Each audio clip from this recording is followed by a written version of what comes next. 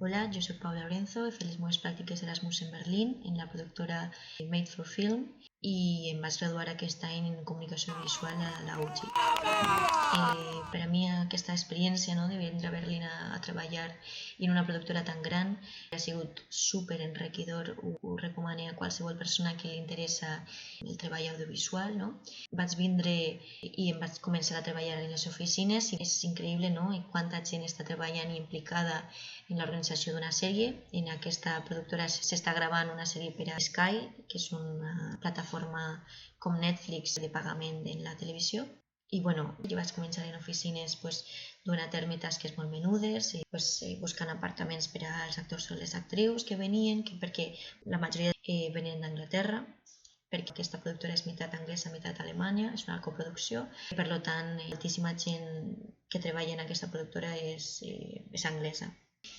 A finals d'agost vaig començar a estar en set, que és on més m'interessava estar, i llavors sempre m'ha interessat el departament de càmera i volia veure com és el treballar en un departament de càmera, i llavors descobrisses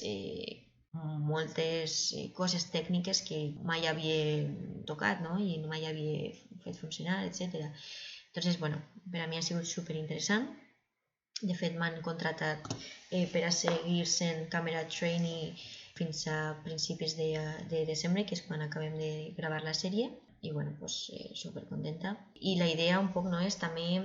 anar posant cap en el departament que t'interessa, encara que potser no t'agafen i te diuen no, tu tens que estar així, però almenys anar parlant amb la gent i que sàpiguen quins departaments t'interessen especialment, per a que puguen tindre en compte en un futur. He tingut també molta sort perquè aquesta productora és meitat anglesa, meitat alemanya, com he dit. Aleshores l'idioma no era un problema, amb l'anglès he pogut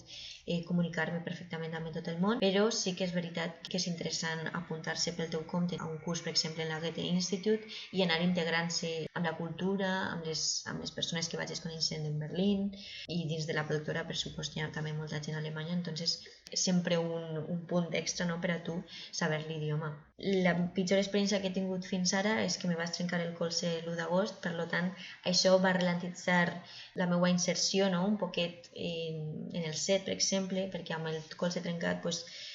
tot ha sigut un poc més costós, però també he tingut sort de que hi havia una asseguradora que t'he contratat l'Erasmus i llavors et van pagant totes les sessions de fisio fins que acabi l'Erasmus, evidentment, però que tindre aquest recolzament és important. Després també, per acabar, dir que aquesta és la meva habitació i que m'interessa molt buscar habitacions per Gegessucht, que és una pàgina per a buscar pisos, que és la més interessant, juntament amb Facebook, amb pàgines de Facebook, que també podeu trobar pisos, i jo, per exemple, els meus 2 primers mesos vaig estar en 2 pisos que vaig trobar en Facebook. I ara estic en este pis que he trobat en Gegessucht. Hi ha que enviar moltíssims missatges, però que al final es troben els pisos. I nada, vida social aquí, la veritat és que està treballant molt, com 12 hores al dia, des de que vaig entrar al set, doncs tampoc tinc massa vida social, tinc que dir, però evidentment hi ha una moltíssima oferta cultural per Berlín i moltíssimes coses que descobrir així, doncs hi ha de tot, és un procés, és una ciutat molt gran amb moltíssim que oferir, doncs se van trobant les coses amb el pas del temps, que recomano totalment aquesta experiència si us esteu pensant i que ha sigut increïble. Moltes gràcies.